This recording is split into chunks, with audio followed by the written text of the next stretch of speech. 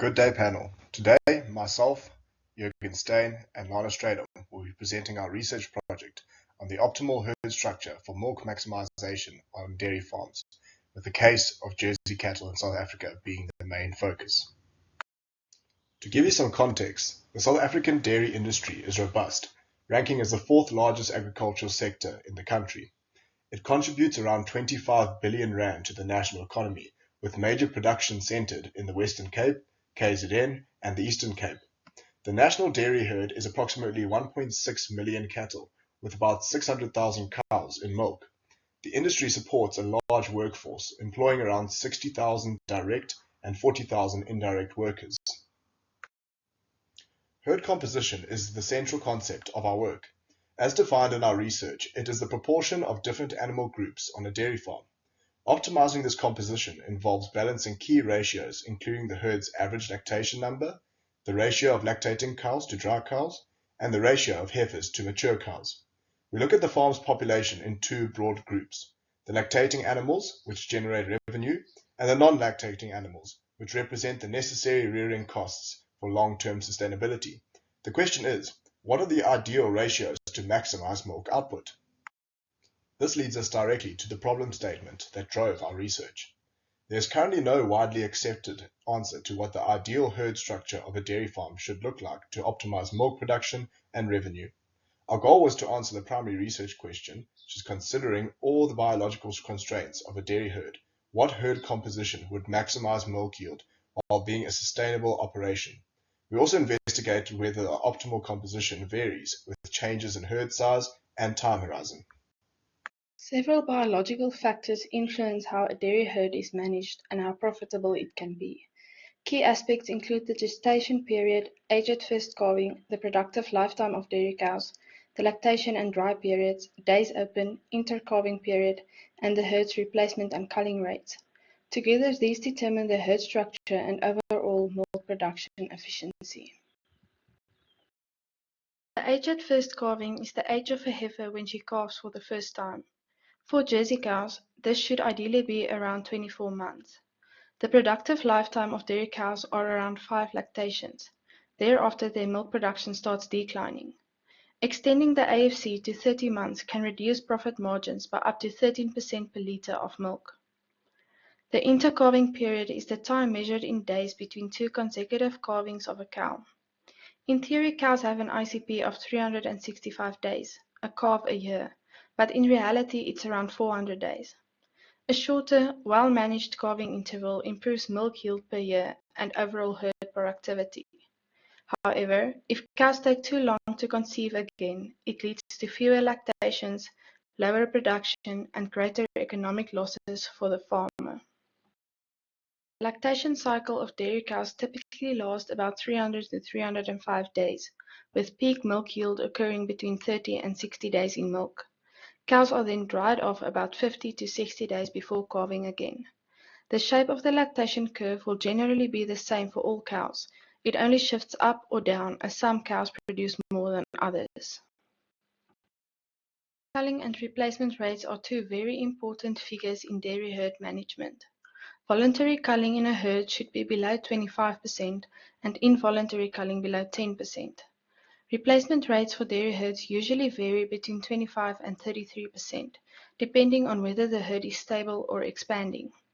The table below shows the effect of different replacement rates on the milk production of Jersey and Holstein cows, but for the sake of time, we can rather refer back to it during questions if needed. Herd structure refers to the proportion of different animal groups in a dairy herd, such as calves, heifers, and cows at various lactation stages. Literature suggests that the ratio of heifers to cows should be 48 to 52, and that 82% of the milking herd should always be in milk. It's important to realize that even though first lactation cows make up around 35% of the milking herd, they only produce 25% of the total milk. According to an industry expert from a research article in 2007, the ideal dairy herd has 48% lactating animals, with 26% of them being first lactators. When we look at a survey done by the MPO in 2022, we see that the average dairy herd in South Africa has 53% lactating animals and 47% non-lactating. All this literature and data leads to more questions than answers. What should your herd structure actually be? The variables that will be analyzed in studies are the cows that are in their respective parities, which is illustrated by x1 to x5, where the numbers indicate the lactation parities, heifers that are indicated by x6, and calves that are indicated by x7. The data we used was provided to us by Dairy Junction Pty, which is a dairy consultation company in the Eastern Cape and KwaZulu-Natal area. The goal of this study was to maximize milk production. Therefore, we considered using a linear programming model to find the most optimal solution. However, it is very mathematically complicated. Therefore, we decided to use a genetic algorithm program that is offered by R Studios. The GA, or genetic algorithm model, works as indicated in the left-hand side image. It generates a random population that is composed of the variables x1 to x7. The fitness of this population and each respective value is analyzed based on the fitness value function. This function does not show the total milk yield. For the first population, the convergence check is redundant. The GA then enters into the genetic operators where values are selected, crossed with each other, and mutated to then form the next population. The GA works on the principle of survival of the fittest, where the values with the best, so to say, traits advance to the next population and the rest are replaced. This process will continue until a predefined number of consecutive populations all achieve the same fitness function. At this point, the GA is terminated and the most optimal herd composition has been found. This process is illustrated by the image on the right-hand side. This slide shows the parameters that each GA run was subject to. These parameters are supposed to simulate natural biological constraints that are faced in a dairy operation. Stable herd sizes, no more than 5 lactation for each cow, the lactating cycle in terms of lactating days and dry days, gestation rules, pregnancy and insemination rules, and mortality and aging rules. The results that was obtained by the GA shows that the base herd has too much heifers and calves and too few cows that are in the later stage of lactation. This is true across both herd sizes and time periods.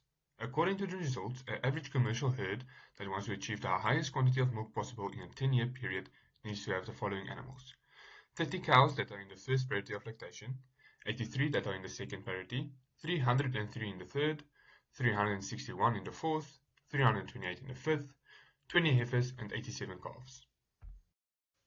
We find the results for run 3 to be the most significant for commercial farmers, since the average commercial herd size is used in combination with a long time frame.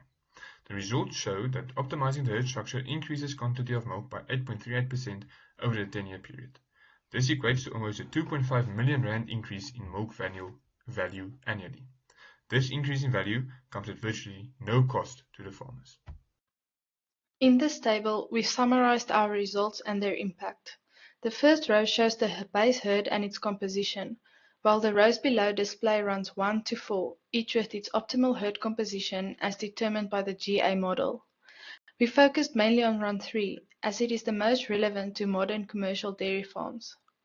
It's important to note that there isn't a single standard optimal herd composition for all herds. The ideal structure varies depending on herd size and the time horizon considered. Across all 4 scenarios, we observed a clear improvement in production compared to the base herd.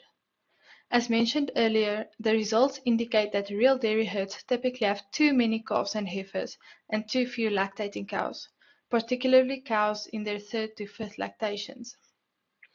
The increases of 10.65% and 8.38% suggest that larger herds are likely to benefit the most from optimized herd compositions. However, the impact on smaller herds should not be overlooked. An increase in revenue of up to 1 million rand is substantial for any business, especially a smaller scale operation. In summary, our genetic algorithm model analysis confirmed that the current average Jersey herd structures are not fully optimal. The good news is that an optimized herd composition can bolster milk yield by 5 to 11% over the base herd. A consistent finding was that larger commercial herds benefit more significantly from this optimization. The core issue we found in existing herds is too many non-lactating animals, which lowers profitability. Our optimal model showed that focusing on older lactating cows dramatically improves milk output. output and revenue. For commercial farmers, embracing the data-driven tools like genetic algorithms is essential to unlock this potential and enhance herd efficiency. Based on the model's findings, we strongly recommend that farmers reduce the non-lactating animal portion to below 20% of the total herd, actively manage the herd to keep more third through fifth lactation cows for higher yields, utilize tools like sex semen to manage replacement animal numbers better, and finally, make the continuous monitoring of herd structure a priority using data models and consulting expertise.